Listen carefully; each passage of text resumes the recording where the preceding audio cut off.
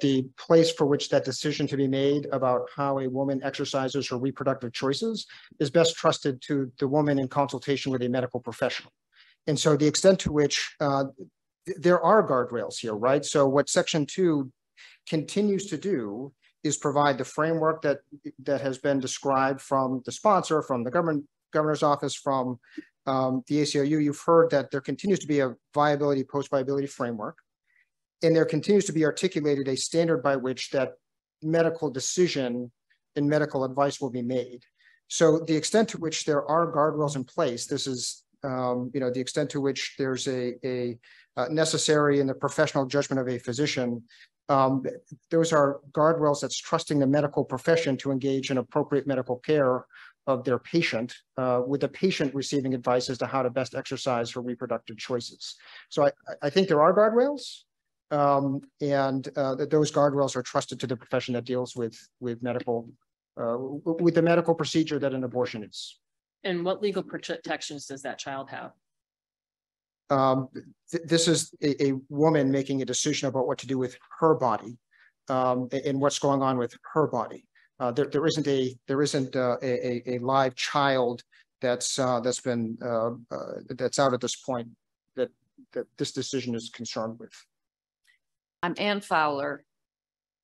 I'm a native Mainer and I'm an Episcopal priest. Advocating for women's health and reproductive freedom has been my calling for 40 years. I have served as a chaplain and counselor to many women making decisions about whether to have an abortion. Most of them already have children. Many of them are poor. Some of them are living in shelters or rehab facilities. They all need safe, affordable health care. And that's what abortion is, health care. Yesterday, in churches across the country, Christians heard Jesus say, "I came that you might have life, abundant life." Jesus did not come to say that women and doctors might live in fear of violence or jail. Jesus did not mean have many children. He did not mean only women of means or only women who live in certain geographical areas should have abundant life.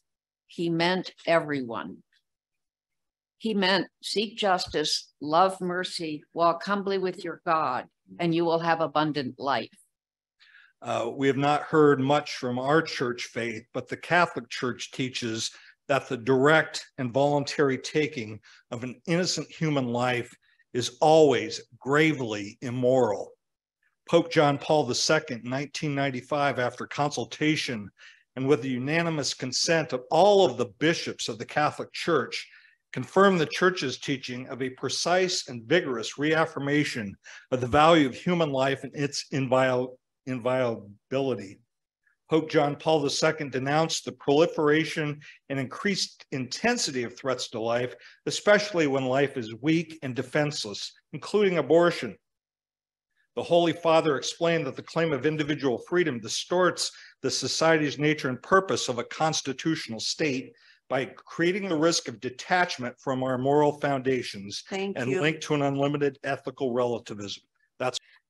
I know some will think it too harsh for me to state the following, but we must face this issue and call sin exactly what it is. Abortion at any stage of pregnancy or at birth is murder, and it is destroying our families, our future, our state, and our nation.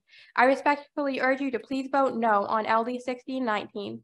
Thank you for your time, and please know that I'm praying for you. Thank you for your testimony. I think you've heard all of the testimony and seen all of the testimony from the people of Maine that you need to see to reject LD 1619. I do have in my hands comment sheets filled out by the folks who were disenfranchised by the process that this committee followed last night by allowing the proponents of the bill to speak for 2 minutes and then by silencing the voices of over 675 Mainers, most of whom did not have the same opportunity to give their full testimony. These are their thoughts.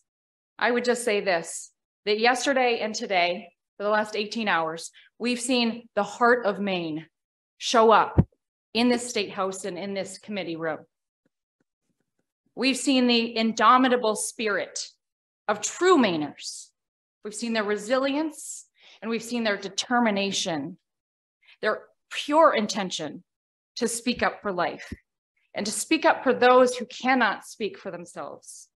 Over this last night, it has become abundantly clear, I'm almost done, Madam Chair, that this committee has forgotten the meaning of we the people and has adopted a philosophy of the tyranny of the majority. But you can rest assured that the people who have woken up with LD 1619 will not fall back to sleep. Thank you.